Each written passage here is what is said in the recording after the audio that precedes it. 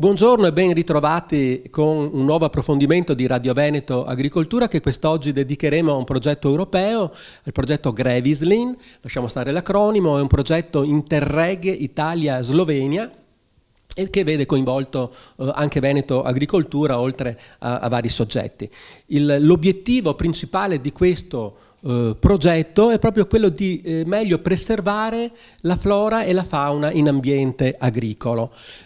Siamo con la collega, l'autoressa Giovanna Bullo di Veneto Agricoltura che sta coordinando appunto per l'agenzia il progetto e alla quale chiediamo immediatamente, proprio perché andiamo veloci, in cosa consiste questo progetto. Il Grevislin è un'Italia-Slovenia, quindi vede coinvolte Veneto, Friuli, Venezia Giulia e Slovenia ed ha come obiettivo principale appunto quello di preservare flora e fauna in ambiente agricolo. Attraverso azioni di natura molto diversa si va dalla costruzione vera e propria di infrastrutture che permettono la preservazione della fauna fino a analisi fisico-chimiche della qualità delle acque ai monitoraggi faunistici.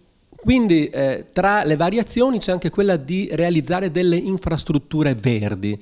In cosa consistono queste infrastrutture verdi? Posso citare due esempi realizzati e già conclusi in Slovenia.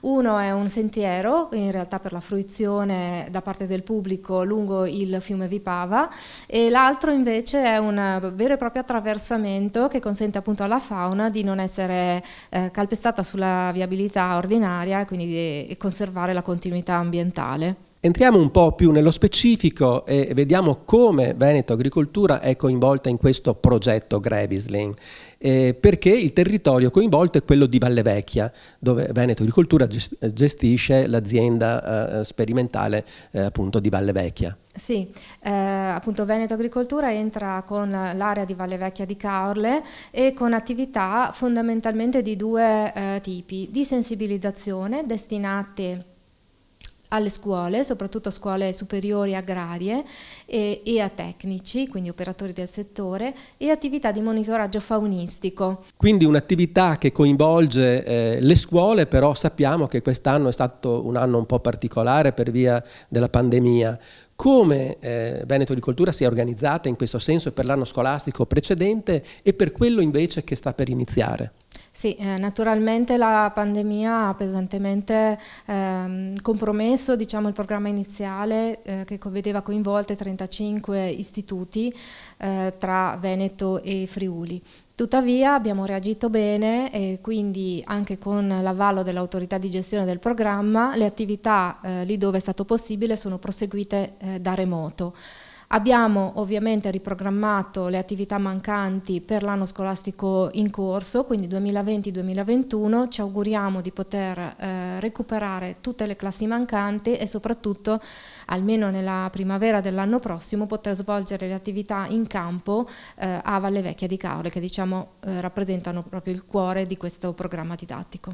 E invece per quanto riguarda le azioni di monitoraggio che penso puntino all'agricoltura sostenibile, poi in cosa consistono? La parte di monitoraggi faunistici che abbiamo messo in campo col progetto Grevislin è molto interessante perché va a monitorare la qualità, ovvero in termini di biodiversità, la diversità appunto della flora e della fauna, anzi scusate, non della flora, vari gruppi faunistici in relazione alle pratiche agricole sostenibili che si sperimentano in Valle Vecchia. Quindi abbiamo, grazie allo studio For Nature, realizzato delle aree campione e stiamo rilevando appunto i vari gruppi faunistici per vedere se esiste una reale e concreta correlazione tra buone pratiche agricole e biodiversità.